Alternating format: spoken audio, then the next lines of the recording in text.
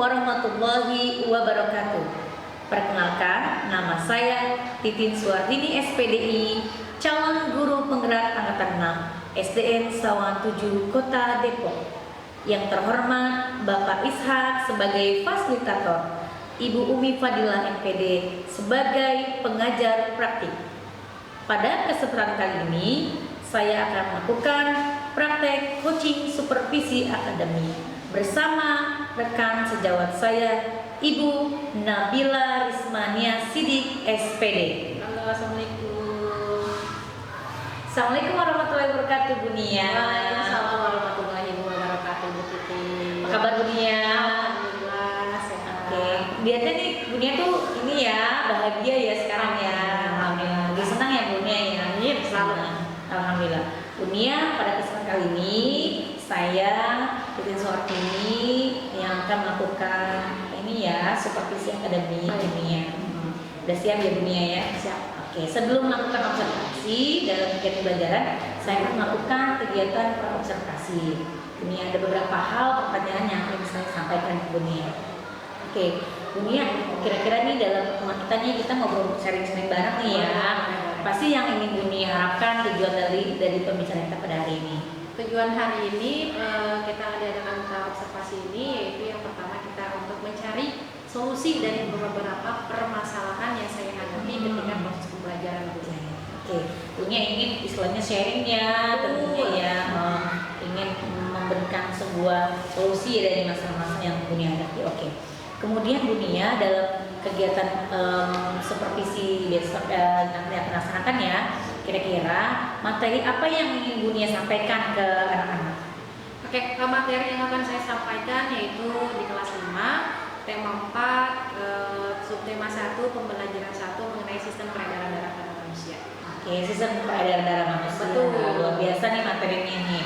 Kira-kira apa sih tujuan pembelajaran dari materi tersebut? Ya, yang pertama tujuan pembelajaran yaitu melalui kegiatan mengamati video pembelajaran pada PowerPoint, siswa dapat mengidentifikasi apa saja organ sistem peredaran darah manusia dengan tepat. Kemudian yang kedua, melalui kegiatan bersama diskusi bersama beberapa siswa dapat menciptakan media sederhana namanya sepeda sistem peredaran darah dengan benar.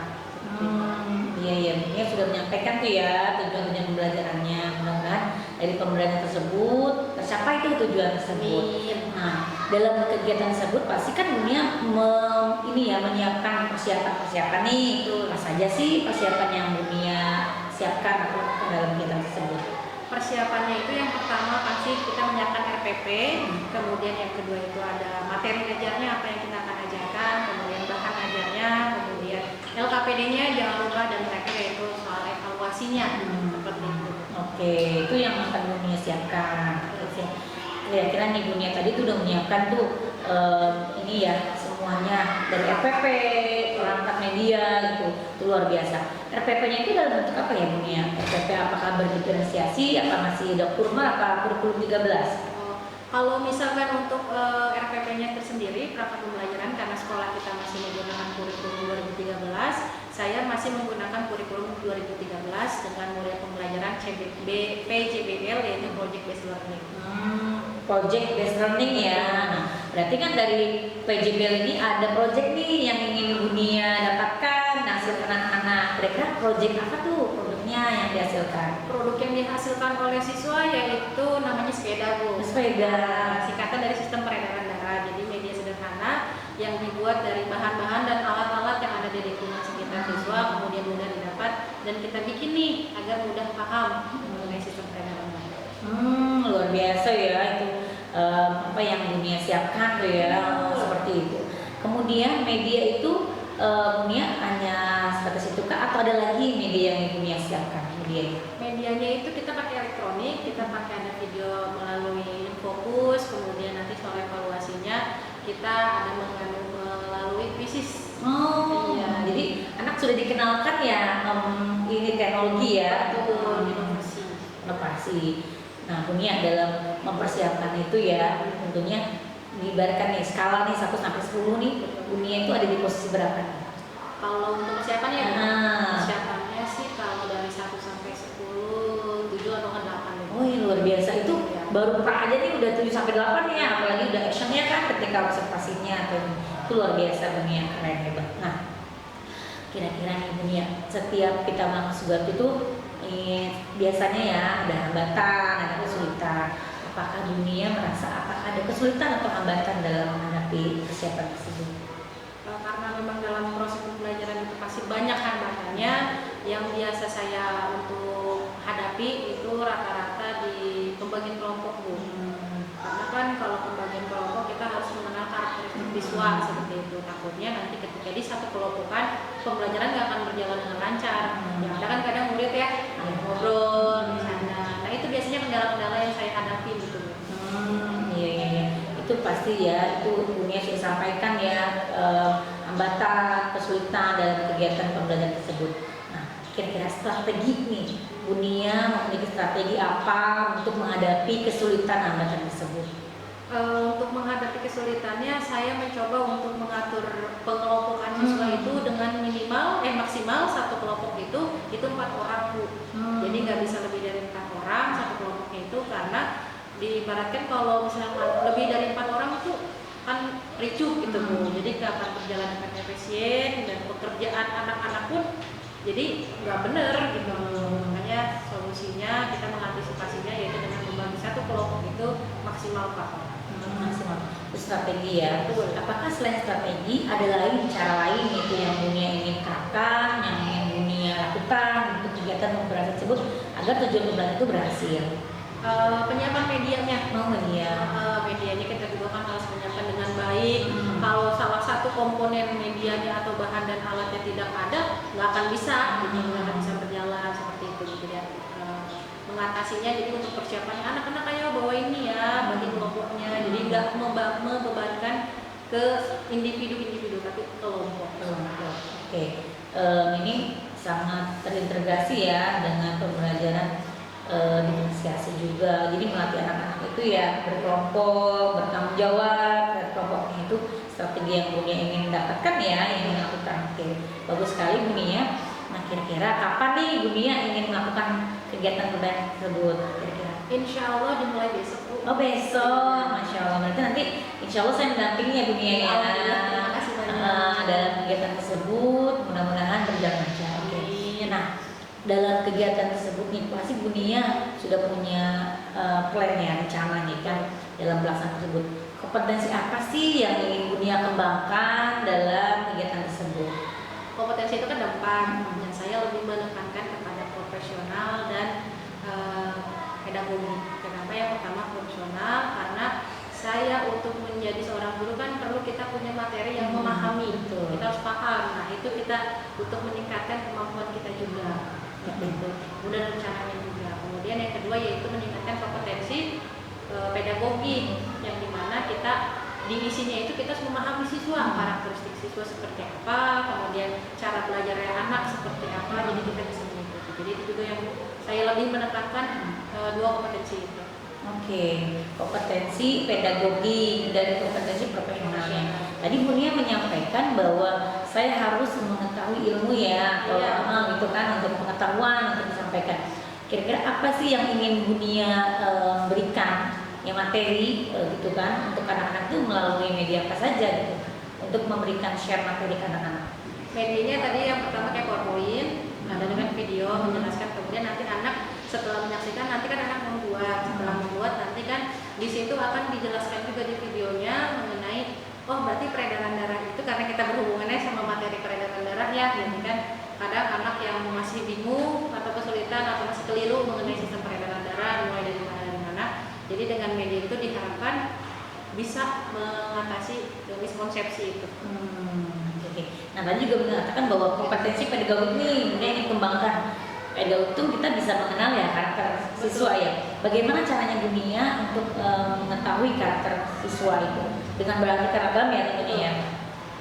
Kita melalui pendekatan dulu ke anak, kemudian kita bisa tahu karena kan memang dengan jumlah murid yang 36 dan lumayan banyak juga kan kita nggak bisa mengenal satu persatu, tetapi secara tidak langsung dengan kita berkomunikasi, dengan kita saling interaksi, kita bisa mengenal bagaimana karakteristik siswa sehingga kita bisa belum alhamdulillah.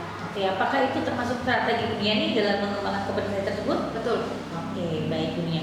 Oke, itu tadi dunia sudah menyampaikan observasi ini ya, plannya, rencananya dalam kegiatan tersebut.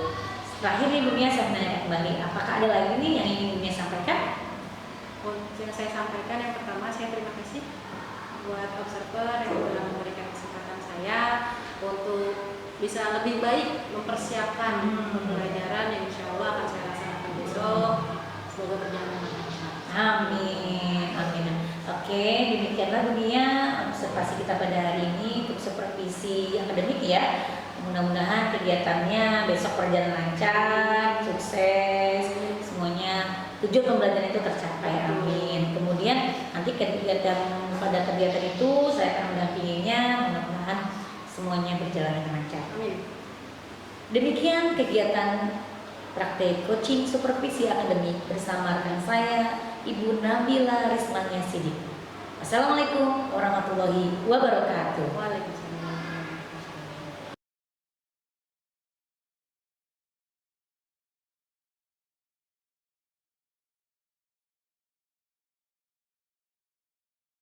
Assalamualaikum warahmatullahi wabarakatuh.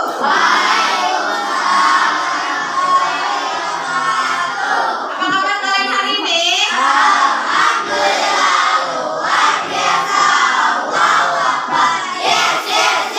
Belum mulai kita tepuk semangat, tepuk semangat.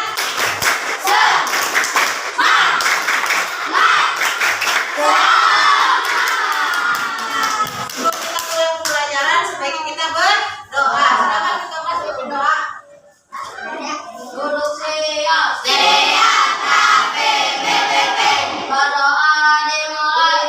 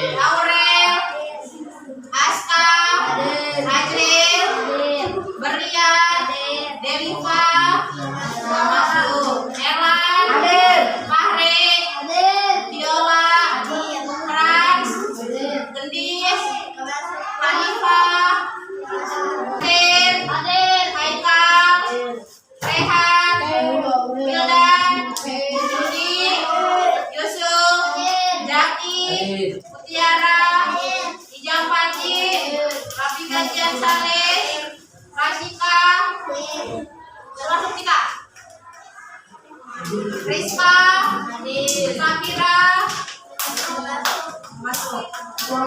Samia, Salun, Jana,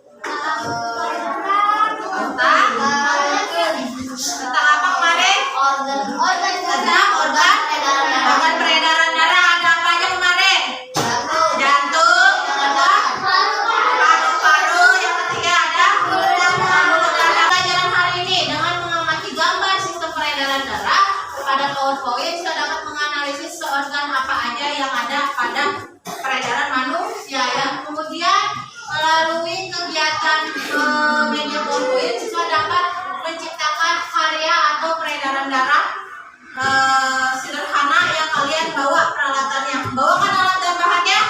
Kenapa sih kita harus belajar sistem peredaran darah? Ada yang tahu nggak? Biar tahu, biar apa? Kalau udah tahu berarti kita harus apa? Menjaga kesehatan. Kemudian kalau yang punya penyakit keturunan yang dia mukanya nggak simetris karena dia sel darah yang itu berbeda bentuk atau berbentuk yang tidak beraturan. Itu nama penyakitnya yang kemarin. Yang kata ibu, coba kamu ngaca di depan. Ini kan kalau orang normal dia simetris kan. Kalau orang yang nggak normal atau dia punya penyakit keturunan itu karena sel darah merahnya itu bukan bulat tapi ada yang kotak, ada yang segitiga dan tidak beraturan. Nama penyakitnya apa?